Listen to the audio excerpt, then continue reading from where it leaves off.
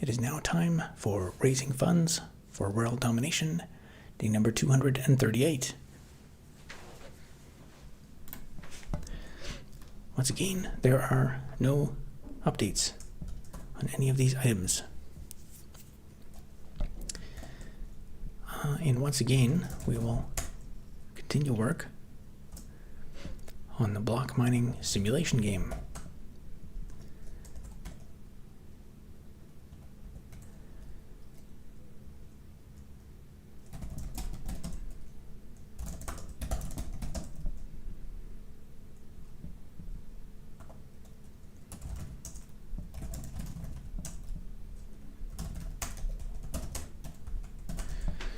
So today I thought a little bit about how I'm going to make, I need kind of like I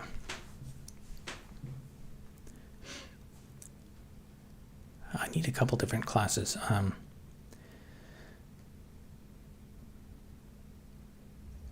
need like a world connection class, and I think like a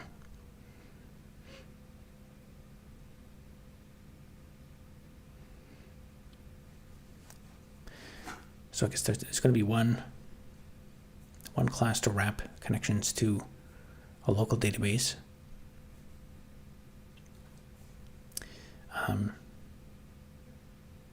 Yeah, I'm gonna have to go step by step. I wrote down some. I think I kind of fleshed it out. I wrote down a diagram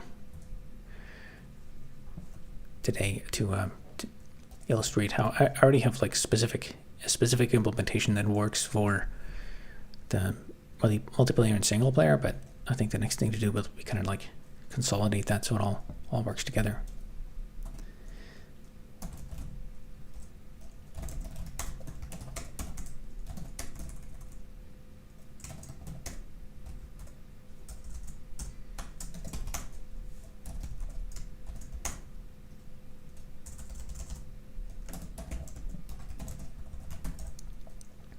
Orthoplex 64, how's it going?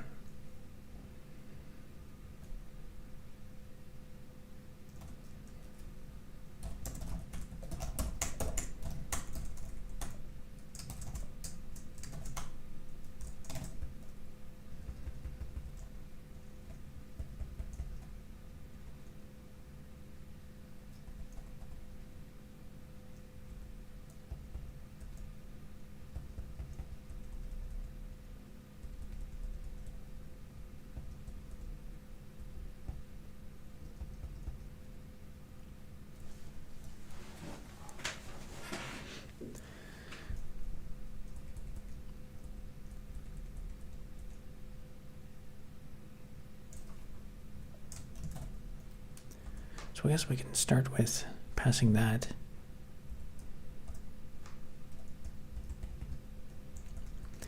into the server block model context, because that's where it's ultimately needed.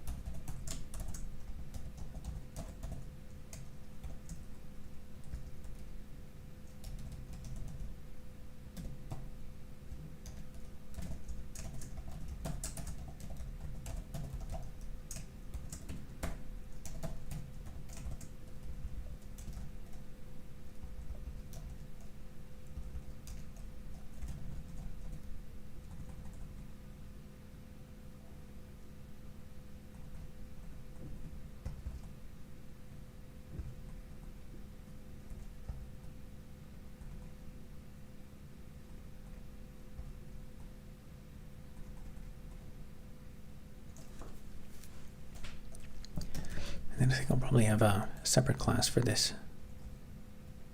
So I was really, I think, doing two different unrelated things with this client-server interface. And I'll have a separate class that handles the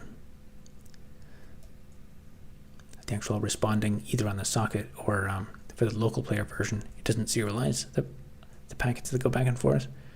it just sends it in memory because I can basically just glue the client and server together.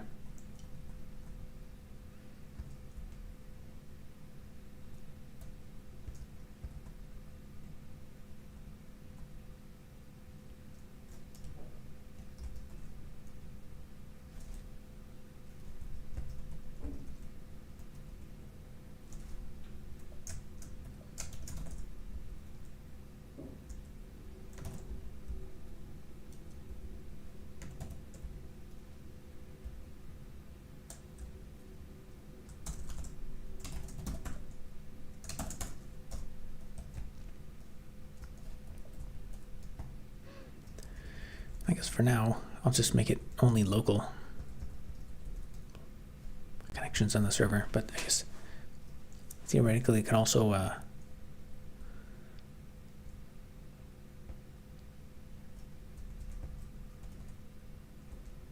I guess with the database,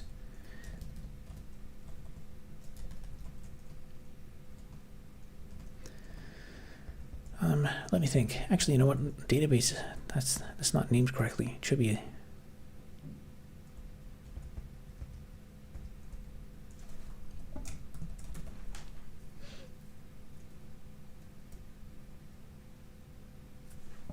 yeah, it shouldn't be called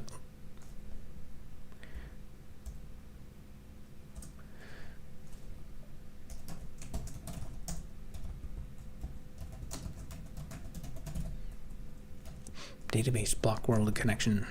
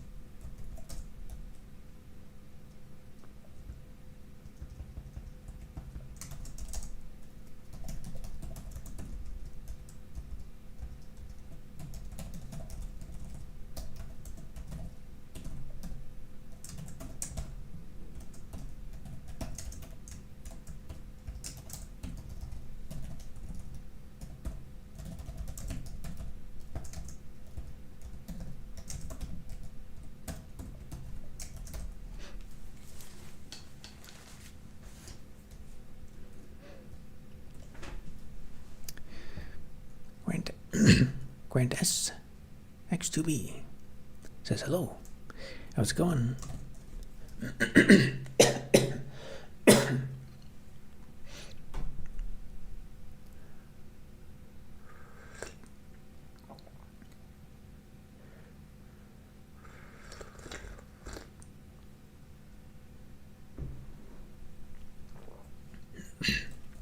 Good, excellent.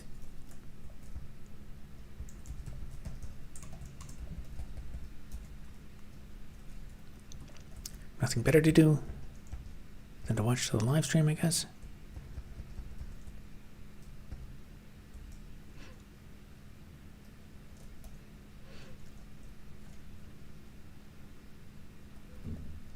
High my list. I don't know what that means.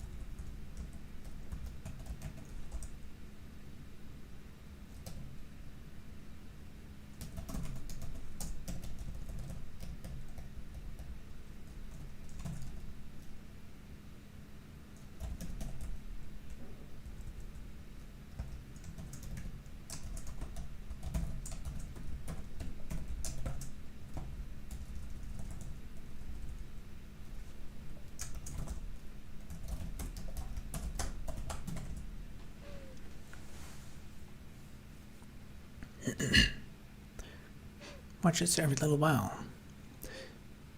Have you heard of a 3D? A 3DS? Is that like a gaming platform? I seem to think that's like it's like a handheld, like a Game Boy, modern Game Boy or something. I'd assume most of those handheld things are like basically fully functional computers now.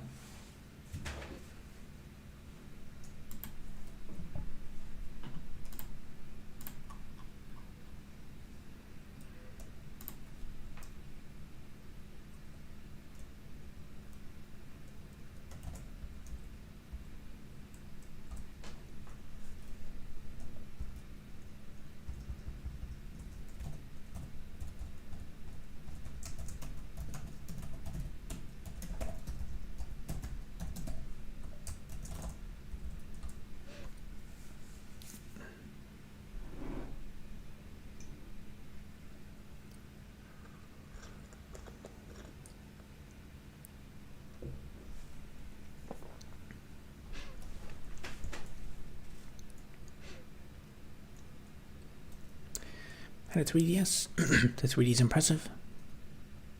Just odd enough. I'd always have it off. Is it like a... Would I be correct to compare it to a Game Boy? Like, does it have a specific... I don't know. Is there anything with like game cartridges? Do game cartridges still exist as a thing? I assume everything is like online stores and stuff now.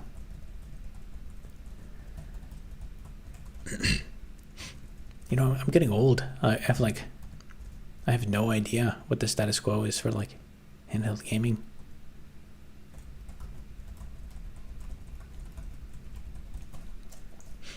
Okay, that compiles.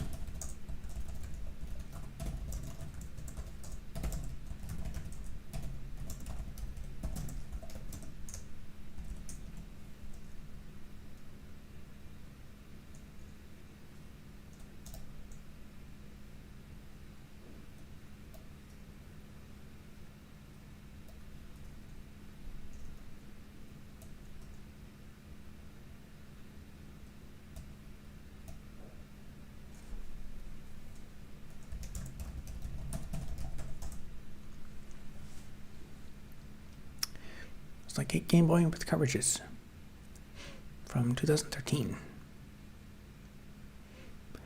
Wow, even 2013 was ages ago now.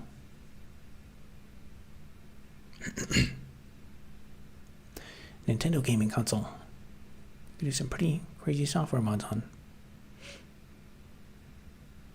Homebrew and FBI.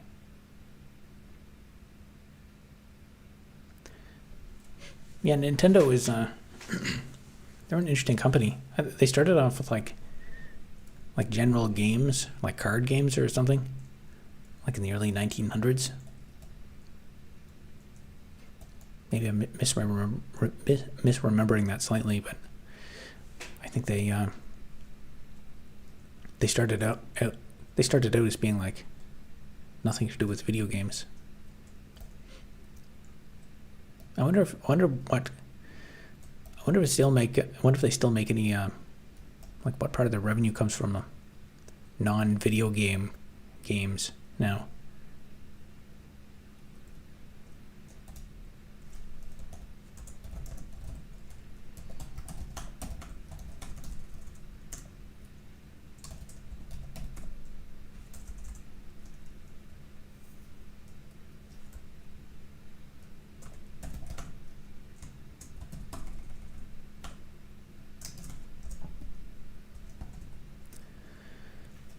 Now, what I should probably do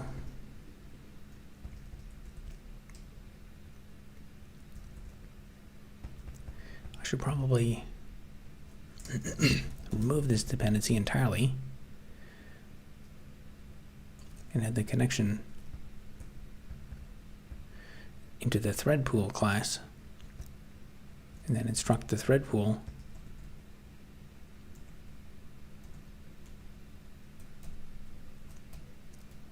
where to connect the client and the server.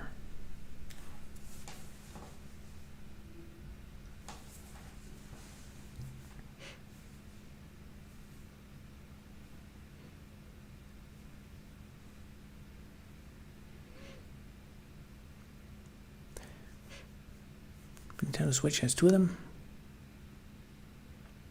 Have you ever been at a startup incubator? I worked at a startup incubator. I used to physically work in the accelerator center, and I went to all their events and stuff.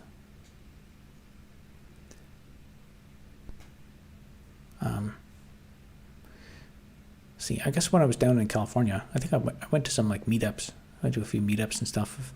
Met some like startup acceleratory people. I was in a hacker hostel for a while. That was how it was advertised. There was a bunch of like tech people there. There was this guy from Spain who was like working on some startup and stayed up all night working on. He like stayed at the office all night sometimes working on his business.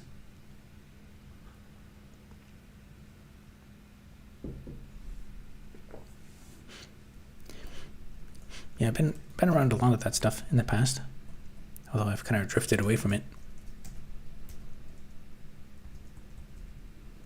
I guess during COVID, a lot of the startup, I had already kind of started to shift more toward like trying to do online content, and then the pandemic hit, and that killed off a lot of the startup activity. There's like in-person activity around.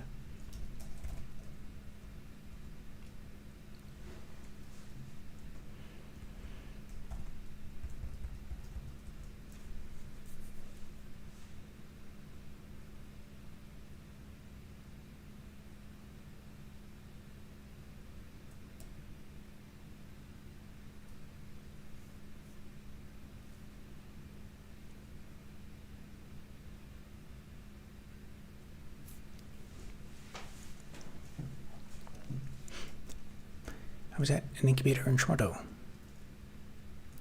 Co-founder got in, hired me, so I was there for a while. Neat. So you were a co-founder. Nice. Did you get some investment money and stuff? Toronto's really dropped off the map when it comes to startups. Yeah, I don't know. Like my intuition is to be pessimistic about the state and direction of all these things, but then again, like also my experience is not everyone's experience. So, but I don't know. The world is in flux. Things are changing. Things are changing too much. Too many things are changing too fast, and the weight of the bureaucracy of the world is making things difficult.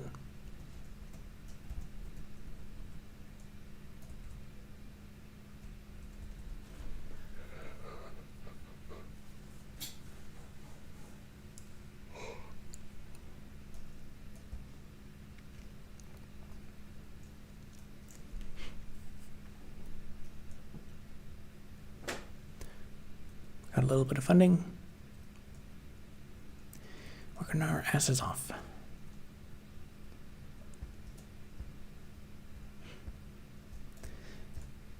Yeah, I don't know, the typical route for a startup is I guess you start getting some investment, and then you have to give up a bunch of equity for that. And a lot of people end up for a lot of people that I see who I guess you'd call them quote unquote successful, they end up like just bringing in a whole bunch of industry people, so their board ends up getting like filled with all these old rich people, and it makes me wonder like how much on the outside like the whole thing looks successful, but you wonder behind the scenes like maybe their equity is diluted down to like 2% or something, and it's just some like industry insiders who've kind of taken over the business.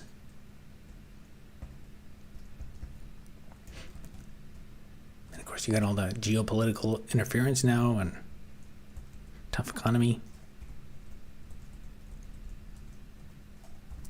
Depending on what type of business you're in, I think there's certain like categories of business where I think if you try to start a business, you're just not going to be successful in certain categories. Like I think certain kinds of new SaaS businesses that would be undercut by AI, if you try to start one of those, like you don't stand a chance.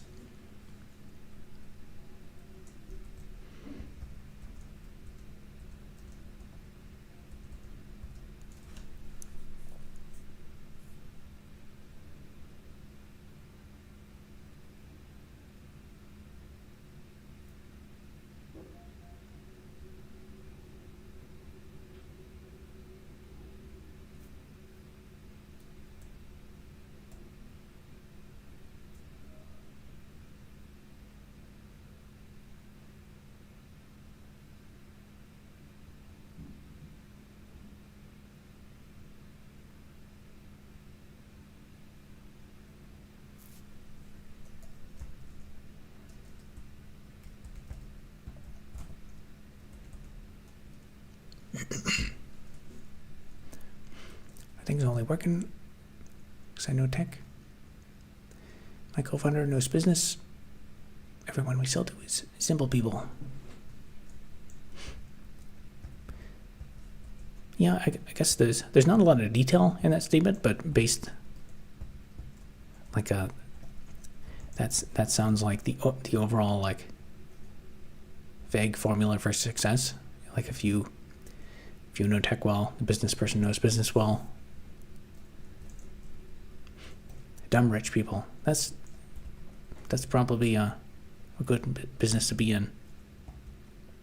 I mean, there's many implementations of what you describe. One is like a successful software consulting company. A variant of that is like you just kind of act as like sociopaths for rich people who want to play startup, and you get like a team of people and say like, we're experts, we could build whatever AI big data thing for you. And then these people come in. Often they'll be people who think they're the next Steve Jobs, and they have like tons of requirements, and they think that the recipe for success is to like constantly change the product and pivot without any user data. And they do this at enormous cost and burn through hundreds of thousands of dollars thinking they're building the perfect product. Then eventually they run out of money. And then the better version of that is like people are just like where you're actually delivering some kind of service.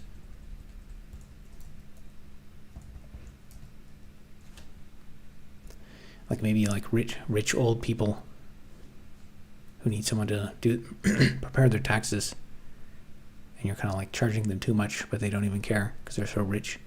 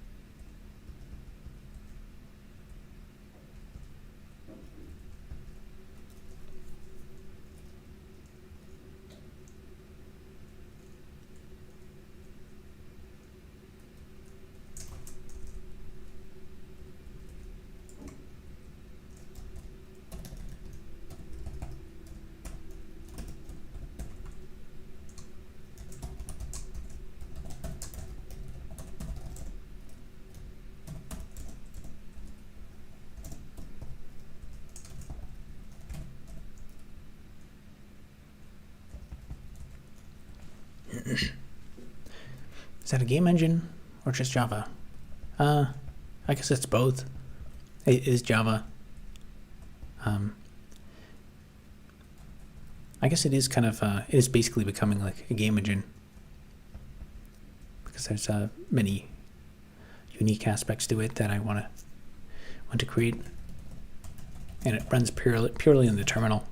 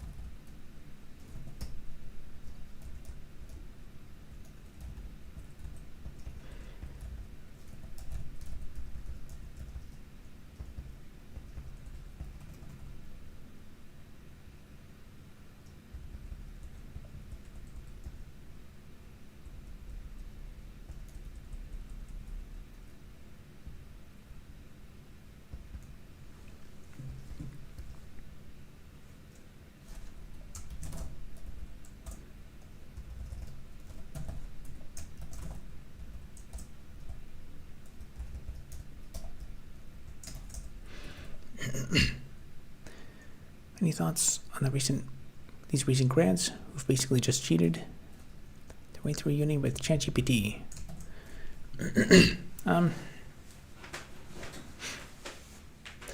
It's a good question because, like in the olden days, you could make easier arguments like that from the past would be like it would be people cheating using calculators or something, and you would argue like you should memorize your times tables instead of cheating because it helps you, and you can explain the virtues of that. And like, yeah, that's basically right because you won't always have a calculator. But trying to carry through that analogy that a lot of people are doing with AI, like it doesn't hold water, and the difference is so profound that, and the fact that other people have access to this, I don't know. I think we're just in we're in kind of it's like a Cambrian explosion moment where there's like a new thing happening and people get excited and they're like, man, this is going to change everything. Things are never going to be the same. And then some people will say, it's like, I've heard that again. This will come and go. But I think AI really is another like Cambrian explosion moment where the universe is, society is never going to be the same. Again, I do think in the short term though, I think people are way overestimating the impact in the short term, but they're way underestimating in the long term. Like personally, I mean, I've been so busy with other random stuff. I actually have not. It is still on my to-do list, and I probably won't get there for a bit to actually sit down and really experiment with vibe coding and stuff. I've barely touched that stuff. And I think for a lot of people, like I watched another video by someone who's saying that she works in tech and she was talking to her friends and her friends cut her off and they're just like, I don't even know. I've never even used ChatGPT one time and I don't know what it is and I don't care. And think about how many people are out there who just don't even know or care about AI. And I think the really significant thing is these people don't even know about this stuff, but it's going to impact them, and they don't even know how much it's going to impact so many things. So yeah, I guess you can talk about the effect on grads and how it's going to affect the labor force. But I also think a lot more about, especially because I post stuff online. Like, of course, when people post critical comments, or when I do things or phrase things a certain way, I'll do it. I'll make sure I phrase it to make sure it's correct. Because otherwise, people say actually that's wrong. But with AI now, you can algorithmically push certain narratives, or you can have AI just download a script and instantly post a critical comment that's actually an actual good criticism. So that, I mean, there's that aspect, which is not really related to recent grads, but it's still, I don't know, it affects every aspect of what we're doing now. It affects how they're going to apply for jobs. You won't always have a calculator in your pocket. You'll always have a supercomputer in your pocket. It's true. I miss Googling regularly. Not AI overview that I have to scroll through. I like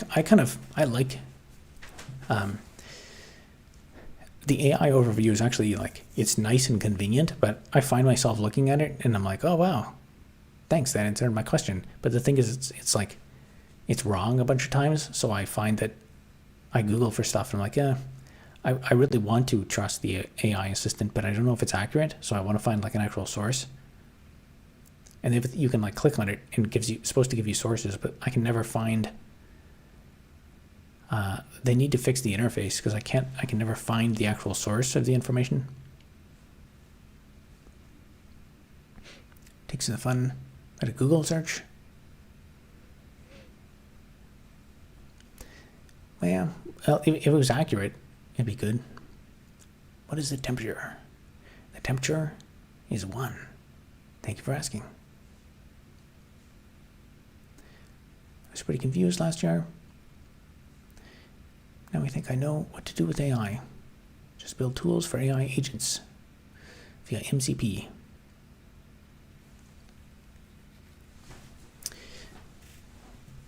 Yeah, I think.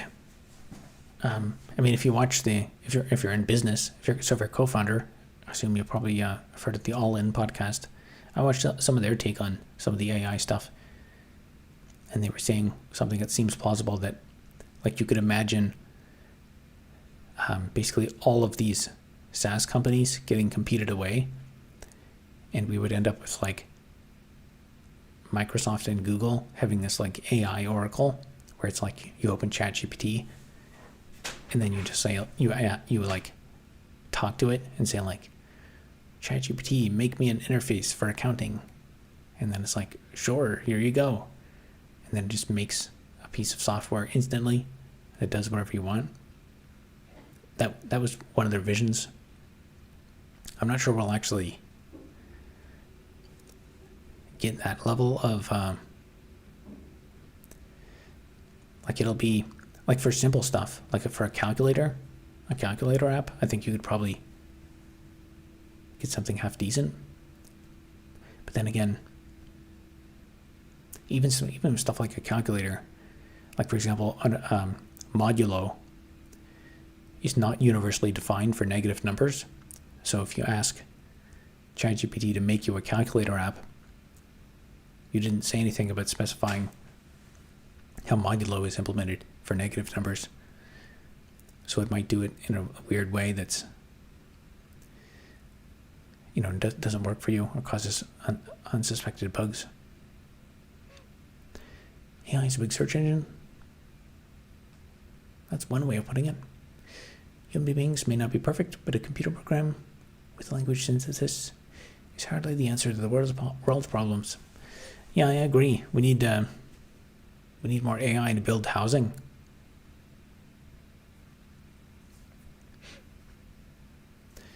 Deus Ex. Is that a movie? I forget what that is. Don't trust any for the most part. There's a lot of contract posting for accountants to train AI models. In my experience with doing a bunch of accounting, a lot of it's like figuring out, like pulling, actually getting the data, like tracking down the receipts and stuff like that. So sometimes I'll go and look for a receipt, or like maybe I have a paper receipt, I have to go physically find the receipt, and like tracking down why stuff doesn't add up, which almost always involves like manual. You have to deal with things like maybe the invoice was wrong or something, or there's an error you need to manually correct.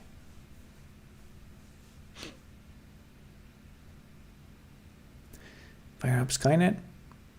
Eventually, we're getting there. Still horrible at back end and auth.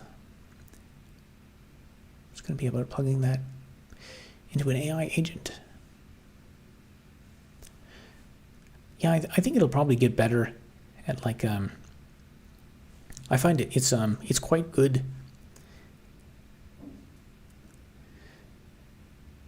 I would say when you need outputs where there's many degrees of freedom that are acceptable in the output, AI is really amazing. So for example, I remember they're saying Coinbase uses X number of,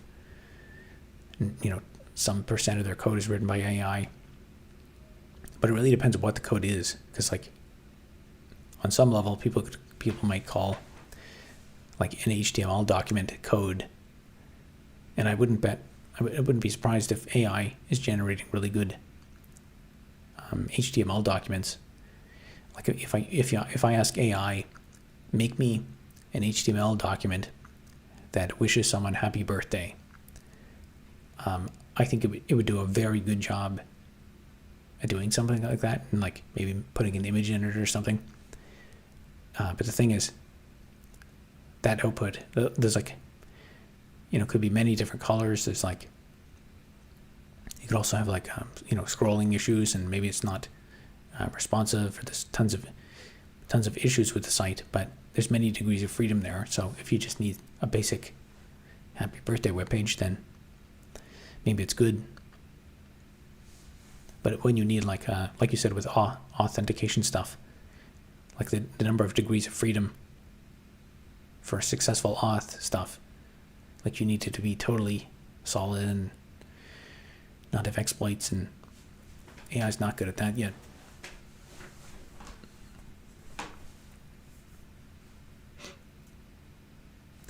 I want to be mad about modulus with negatives being inconsistent, but I literally never do it with negatives in real programs.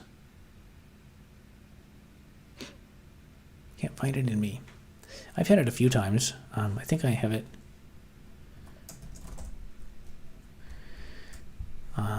Where is it? Three-dimensional circular buffer.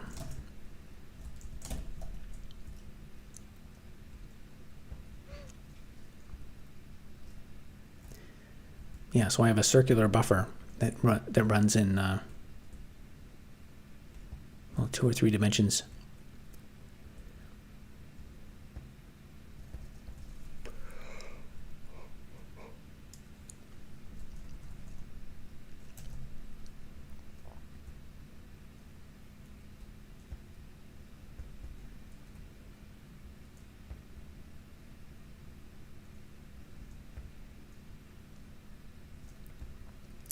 See, I thought I had a helper function for that. Oh yeah. PM for positive modulo.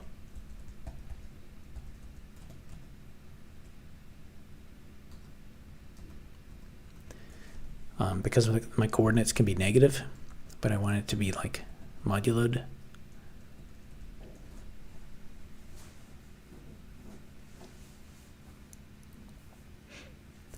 There's too much opportunity right now. Everyone is just stumbling into product market fit.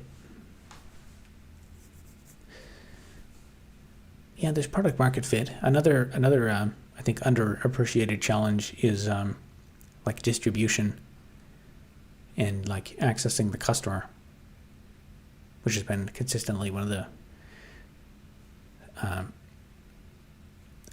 ever since I started pursuing this business ambition. Like you can come up with a good product idea, but you put it out there, and then you get no sales, or you get like one sale and the person loves it, and then you try to market it more, and you just, nothing bites. But you don't know if it's because you're not in front of the right,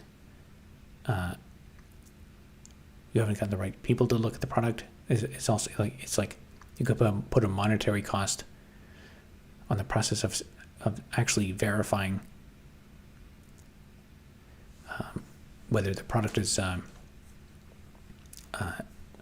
whether it's actually profitable or not to sell the product.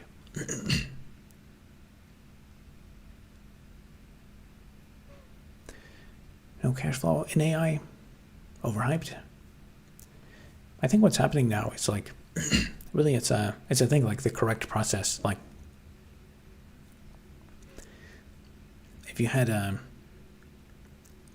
don't have information on something, like if you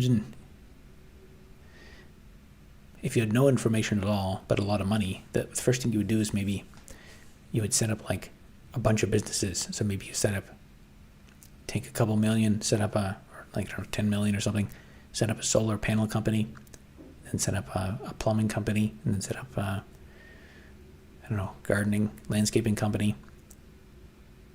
And you just set up a bunch of different companies. So you dump money into them, you subsidize them, you pay people to advertise them and stuff, and then you wait like 1 or 2 years, and then you just look at the financials and see like how much revenue does this company get, what is the operating margins,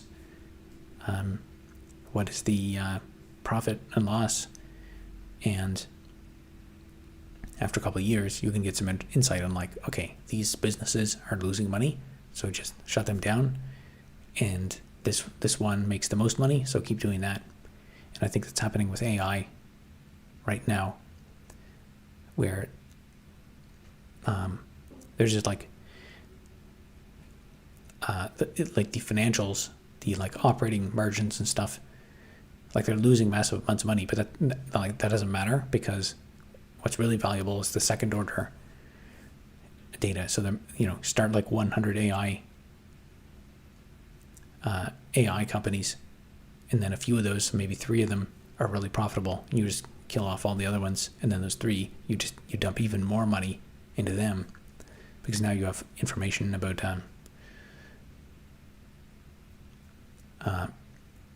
I think Uber had a metric they said was one of their most important ones. It was like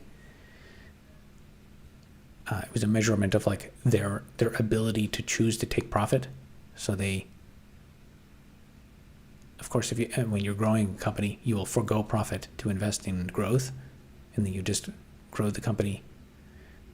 Like a lot of people think like, oh, this company's stupid because they're losing money, but in a lot of cases it's because they maybe have like very good operating margins, but they're like, okay, we could take a profit, but then we have to pay tax on profit. So why wouldn't we just operate at a loss every single year and grow to be worth like 5 billion? And then when you're 5 billion, then you can switch off the growth engine and turn to profit. And now you're making, 10% margin on 5 billion in revenue, as opposed to, 60% margins on $200.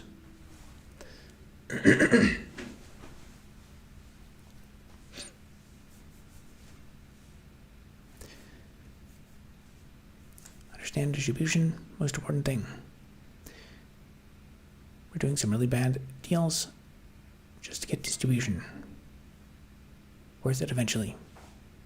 Hopefully. When I was doing my consulting business stuff, I'm not really sure what your business is, but I kind of thought eventually, once I just get some clients and if I impress them and do some really great work for them, then my client will do well, they'll make money, and then I'll make more money because they're doing well, and then they'll recommend me to other people. But that totally didn't happen, and basically all the clients went into business and didn't pay on time, and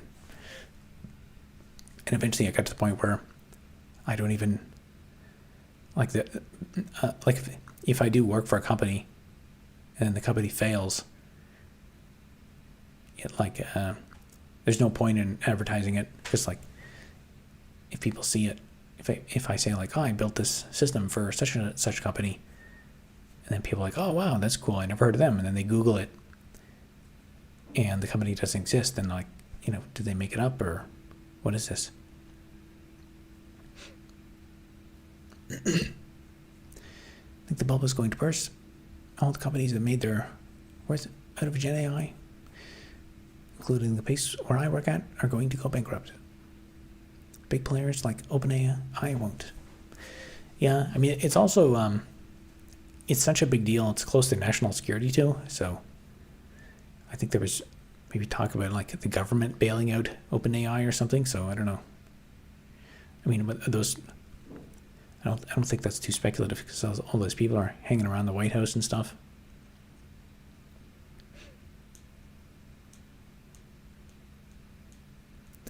Products and services. Difference is night and day in India. Everyone understands it there. Oh, okay. Are you in India? Yeah, that actually wouldn't surprise me that a place like India would maybe have a bit more entrepreneurial spirit. That's kind of one of the things I find that's a problem here. It's like the entrepreneurial spirit, like the mentality around like startups and stuff. Like people have this very theatrical, distorted view of building a company that comes from like media and fiction and like shows like Dragon's Den and stuff. And there's, I think, not much it's such a bad place to start a company here. The kind of entrepreneurial DNA is gone.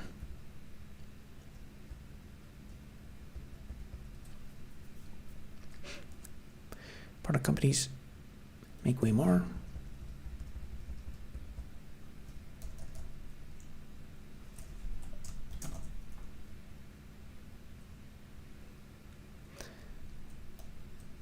Most of the workforce in India is just service. I wouldn't know out of my domain of expertise.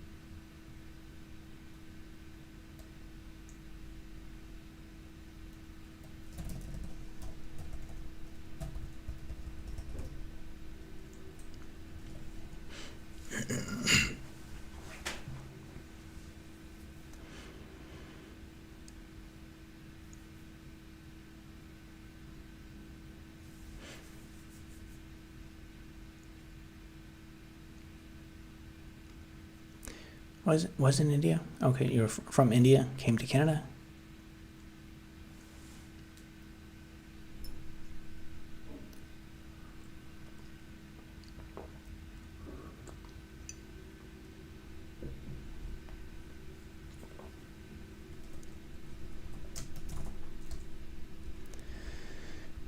I'm not sure the best way to approach this.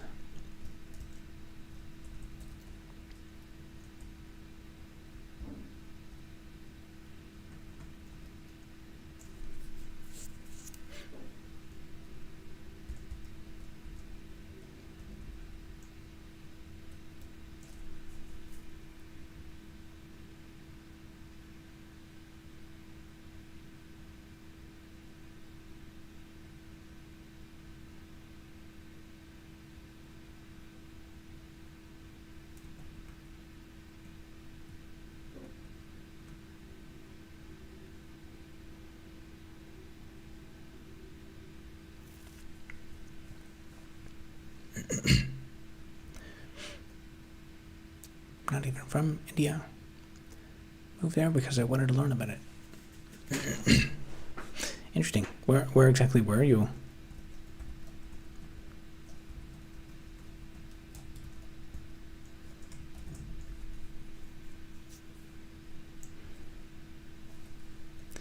Maybe a political extremist? Interesting. India is a really big place. There's a lot of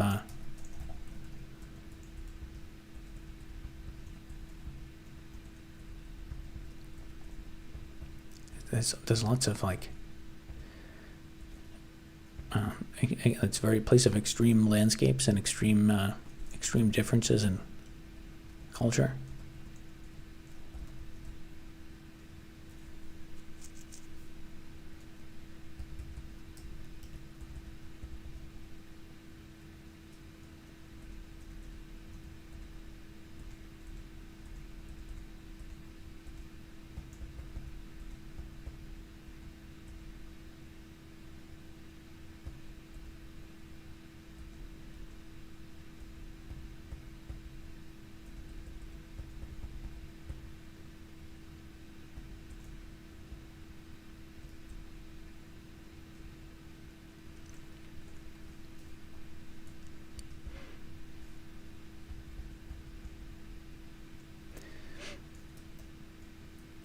Initially stayed in a hole in India, got radicalized, and moved to some good spots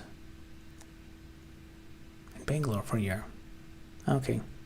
Yeah, I was going to ask if you were in Bangalore. That seems to be a place that's like the major tech hub and that I know of.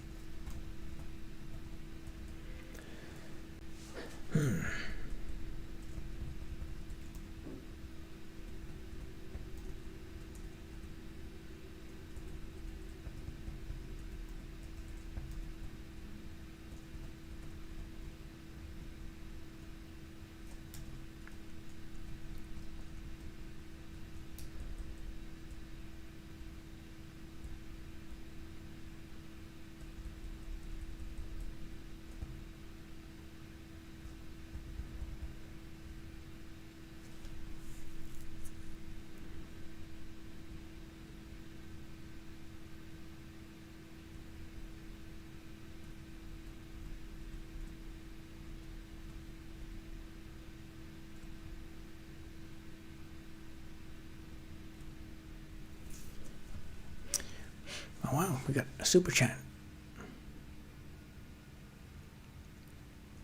I think it's from DA Revo 5747. It says, when will we get the good when will we get good ARM chips for Linux? I'm not sure. From what I understand, ARM seems to be the trend has been toward. I guess I don't really know too much about the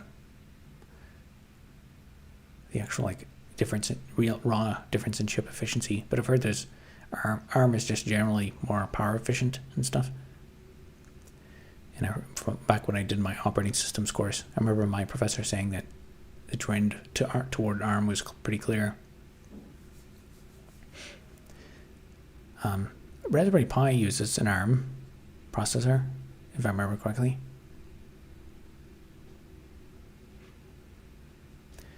I don't know, I guess ARM I think is ARM just like designs stuff and then they license their CPU designs, if I remember correctly. So it could also be just be like a licensing restriction too. Anyway, thanks for the $5.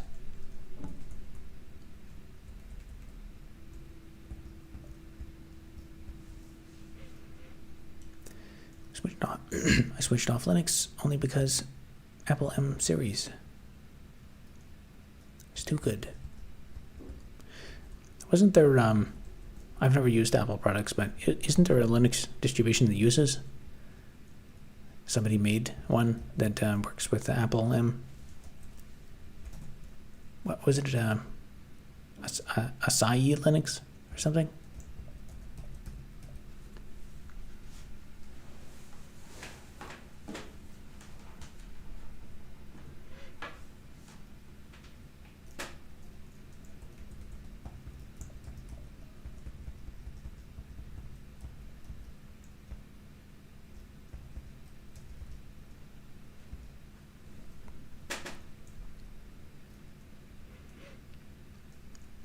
don't want a compromised experience. Is there still like issues with it?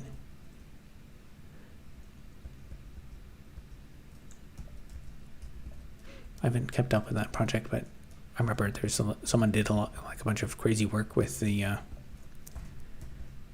to get some drivers working with the video stuff.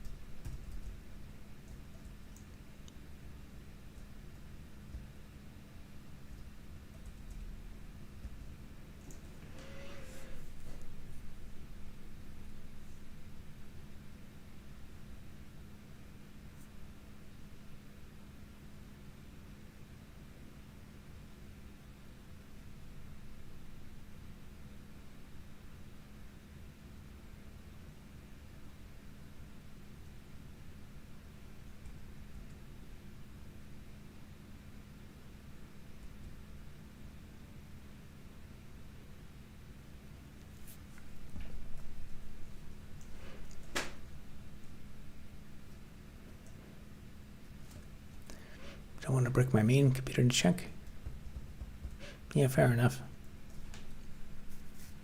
Yeah, I don't know, with something like Apple, it might like void the warranty or something probably.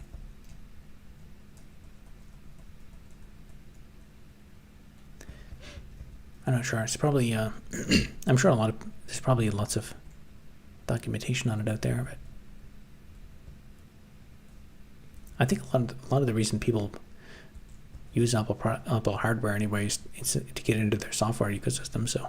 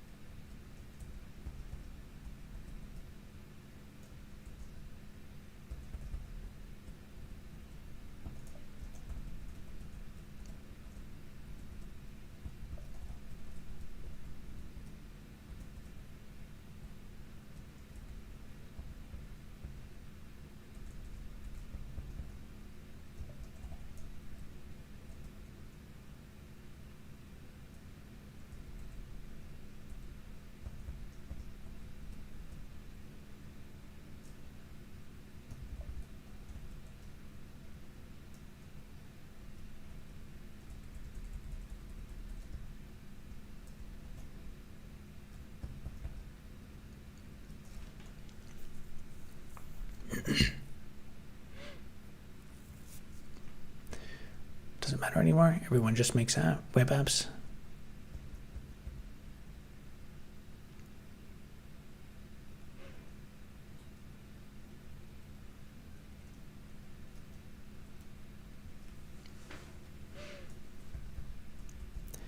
I guess web apps are more convenient because you make it once, it's available everywhere. Do you have a single fact to back that up? To me, or to DA Revo 5747?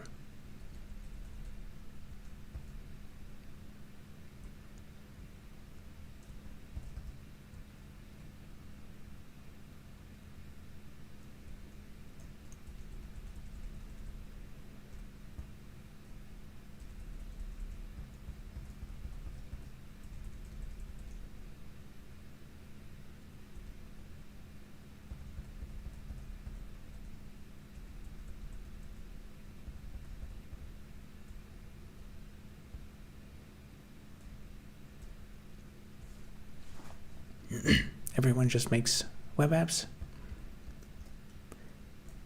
I know some people still make. I mean, there's lots of mobile apps out there, but personally, I actually don't ever use mobile apps. Like I said, I don't really spend that much time on my phone.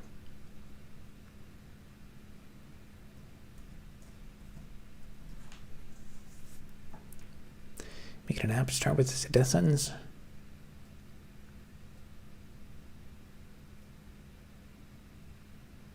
Average number of apps a person installs a month is 0. Yeah, I like actively avoid installing apps. I know I'm not. I'm sure there's a small subset of power users though.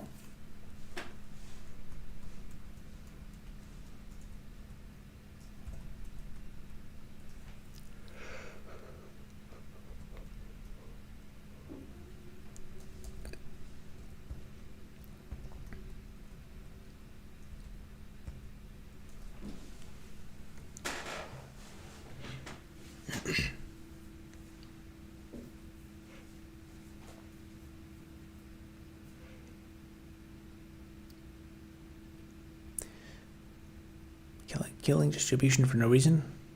Do you mean the platforms can do that to you? Or that's the other thing, is like you have if you put your app in the App Store, you have no control over distribution.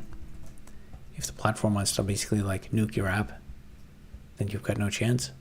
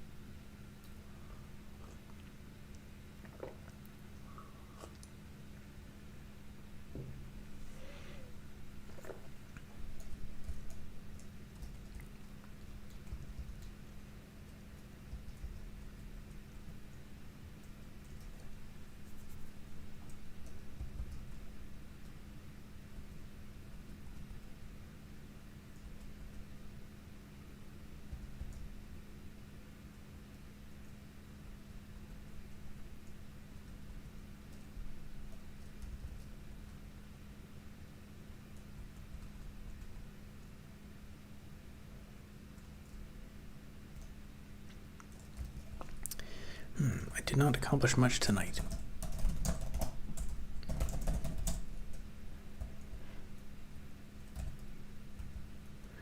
Should I even keep this change?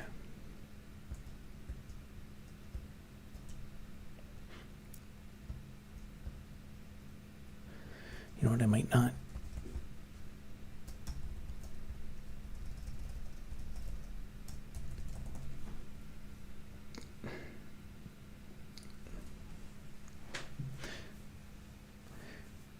Literally just spoke to another founder who started with an app. He had to shut it down because no one wants to install an app.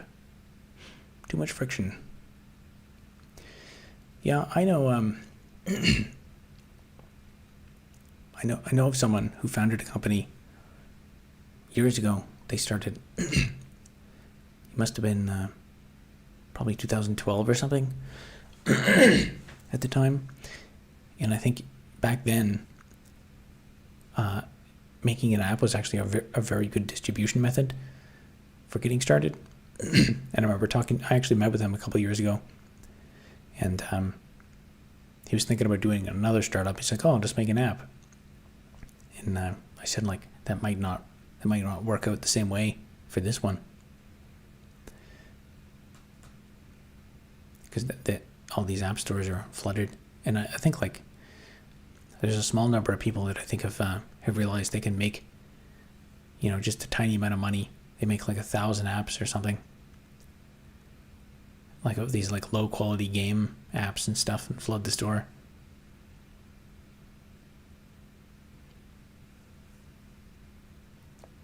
I find that's actually as a general startup like hack, is you have to find to start your business off. You have to, in a way, you're kind of like mathematically and financially you're front running where other businesses are like wasting money. So there's for example, a period on Facebook where Facebook was thinking about maybe competing with YouTube. So I think like if you posted video on YouTube, they were pushing that abnormally high to like just get growth. So if you put your videos on YouTube during that period, you do really well. And some of these things like work for a period of time, and there's all kinds of like niches out there that you might not be aware of. Like I think Kickstarter, for a while you could basically make a Kickstarter campaign for like anything, and as long as you explained a specific thing with the goal, you would get funding. And like if you just put it like a low goal, but then of course a bunch of people do that and then it stops working. And I think for some of that, what was happening there is people were driving large amounts of traffic. They were paying money to drive traffic to Kickstarter for other campaigns they were doing. But then once that business model ran its course and stopped producing money, then there wasn't as much free pledges.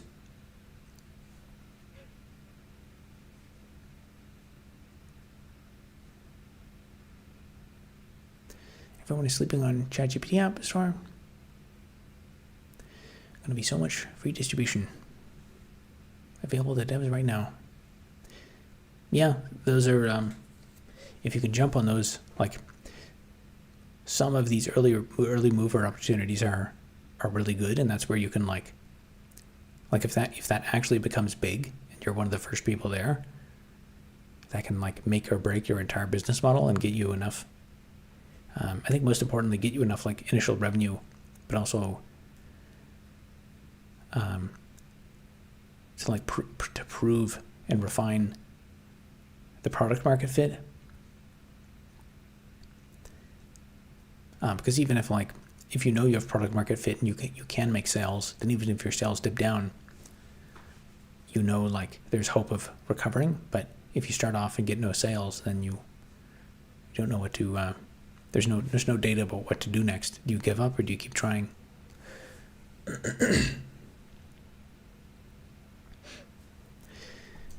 But I think I'll leave it there for tonight. I didn't accomplish too much.